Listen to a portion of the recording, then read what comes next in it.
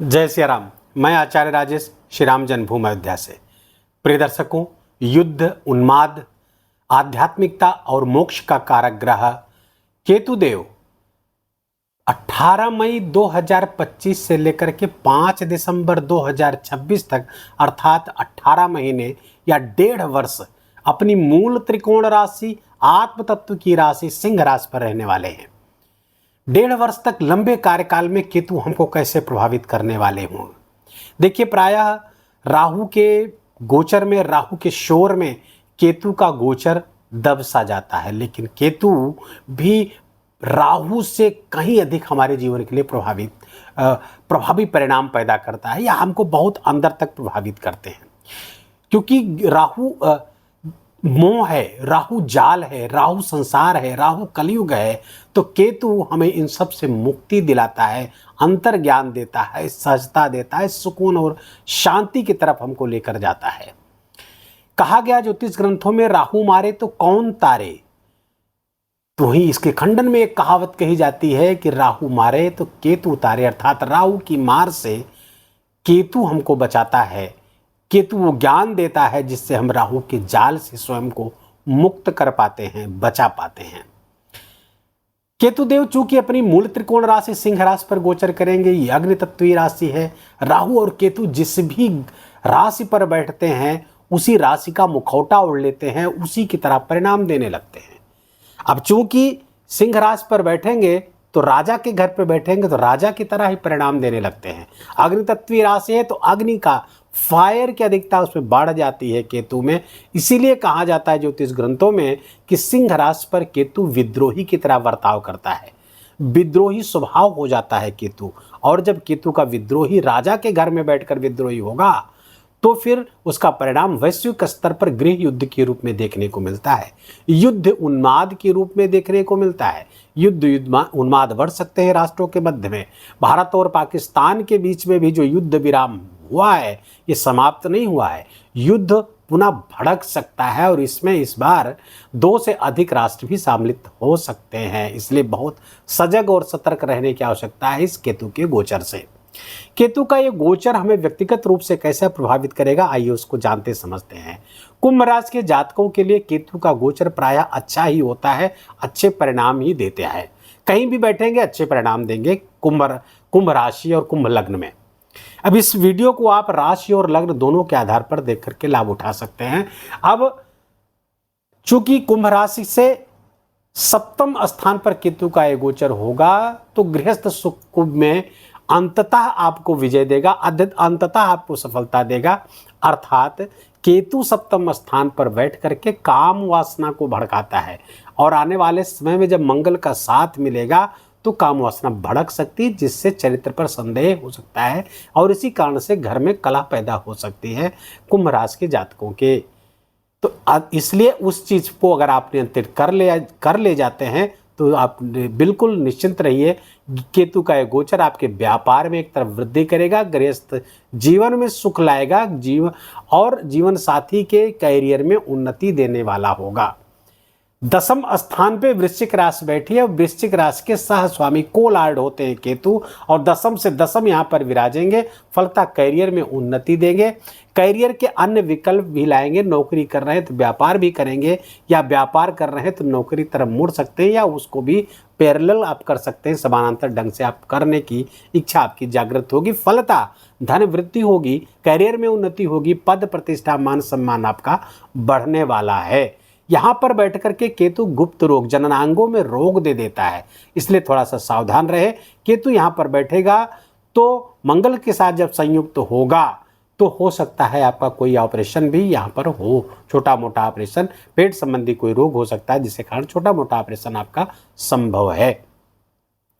केतु की दृष्टियों की बात करें तो केतु की दृष्टि की जब बात करते हैं तो प्राय लोग चौंकते हैं कि केतु की दृष्टि कैसे हो सकती है।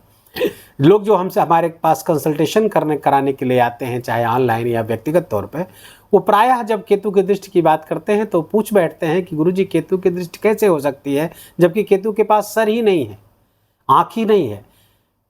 निस्संदेह बात सही है, लेकिन केतु भले उसके पास सर नहीं, लेकिन ऊर्जा के रूप में विशेष डिग्री पर अपनी ऊर्जा का निक्षेप करता है, अपनी ऊर्जा को लगाता है विशेष। राहु और केतु का स्थूल पिंड के रूप में आकाश मंडल में भले कोई स्थान ना हो, लेकिन ऊर्जा के रूप में वो विद्यमान है। हमें दिखाई भले नहीं देता, छुपा होता है, रहस्यमय होता है राहु और केतु, तो भले नहीं दिखाई देते लेकिन हमें प्रभावित बहुत गहरे स्तर पर करते हैं और अन्य ग्रहों की अपेक्षा ज़्यादा करते हैं। तो केतु की ऊर्जा जरूर होती। महर्षि पराशर, महर्षि भृगु आदि अपने ग्रंथों में स्पष्ट लिखते हैं कि राहु और केतु की दृष्टि बृहस्पति के समान होती है। तो इस पर विवाद की कोई संभावना नहीं रह जाती। लेकिन आज जो उसमें तमाम मैंने आधुनिक ज्योतिषियों की पुस्तकों में भी देखा है, राहु केतु की दृष्टि के ऊपर प्रश्न चिन्ह लगाते हैं, बिल्कुल गलत है। महर्षि पराशर और भृगु, महर्षि भृगु से बड़े हम ज्योतिषी नहीं हो सकते। तो केतु की दृष्टियाँ यहाँ पर देखें तो केतु की दृष्टि 5, 7, 9 होती है। अब हमारे सामने एक दुविधा होती है कि केतु की दृष्टि को किधर से गिने। ज्योतिष के जो विद्यार्थी वीडियो को देख रहे हैं वो ये कन्फ्यूजन दूर कर ले। प्रायः हम देखते हैं कि हम दृष्टियों को एंटी क्लॉकवाइज गिनते हैं सामान्य ग्रहों की, लेकिन राहु और केतु चूंकि हमेशा वक्री रहते हैं इसलिए उनकी दृष्टियों को हम एंटी क्लॉकवाइज गिनेंगे। अब केतु की दृष्टि इधर से गिनेंगे तो 5वीं दृष्टि आपके तृतीय स्थान पर पड़ेगी, उपचय स्थान पर पड़ेगी, पराक्रम पुरुषार्थ को बढ़ाने वाली होगी, ड्राइव से आपके बढ़ेंगे, इनिशिएटिव्स बढ़ेंगे, निर्णय लेने की क्षमता बढ़ेगी, रिस्क लेने की क्षमता बढ़ेगी, फलता आप अपने व्यापार वृद्धि कर पाएंगे, अपने लिए लाभ अर्जन की स्थिति आपकी होगी, बड़े लाभ की स्थिति यहाँ पर पैदा कर रहे हैं और आपकी बड़ी मनोकामनाएं भी यहाँ से पूरी करते हुए दिख रहे हैं। भाई बहनों का सहयोग आपको प्राप्त होता दिख रहा है, उनके माध्यम से आप लाभ लेंगे। सोशल मीडिया पर जो एक्टिव है, जो लोग कंटेंट क्रिएटर हैं, जैसे ही यूट्यूबर हैं, फेसबुक इंस्टाग्राम पे काम करते हैं, उन सब के लिए राहु का ये गोचर किसी वरदान से कम नहीं है। आप इसी 1.5 वर्ष में अपने उस गोल्स को, अपने उस टारगेट को आप अचीव कर सकते हैं, बशर्ते मेहनत आपको करनी पड़ेगी।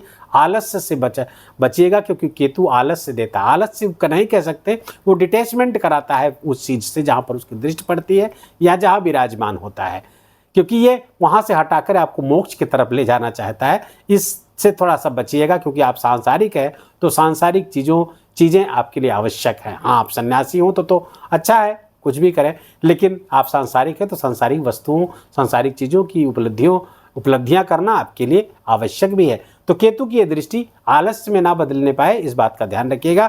अपने पराक्रम पुरुषार्थ को बढ़ा करके अपने लिए लाभ अर्जन करेंगे। राशि पर पड़ेगी, कुंभ राशि पर, यहाँ पर लग्न पर पड़ेगी, थोड़ा डिक्टेटरशिप आपको देंगे। अधिनायकवादी, अधिकारवादी आप हो सकते हैं, ईगो आप, अहंकार आपका बढ़ाएंगे।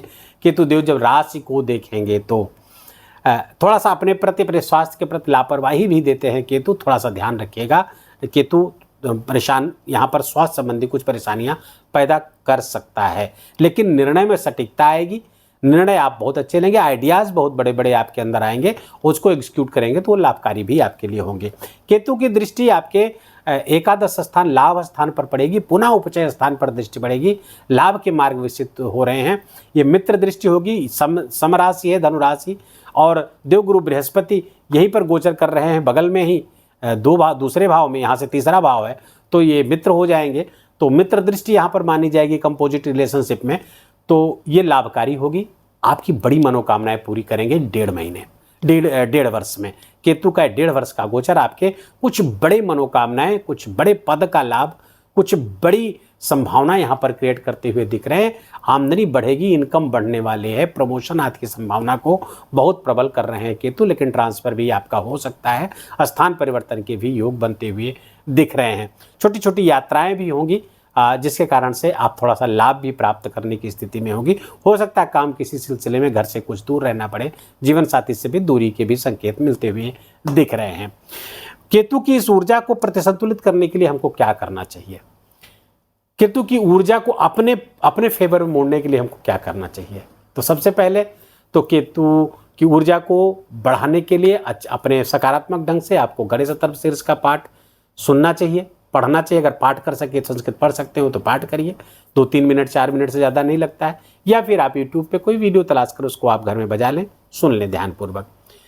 मस्तक पर शिखा धारण कर सकते हैं, मंदिर पे, घर पे पताका लगा सकते हैं, भगवा रंग का तिकोना पताका लगा देते हैं, इससे भी केतु संतुलित हो जाता है, केतु की ऊर्जा बढ़ जाती है। जितने आप स्पिरिचुअल रहेंगे और धार्मिक ग्रंथों का अध्ययन करेंगे, सुनेंगे, इससे केतु बहुत प्रसन्न होता है।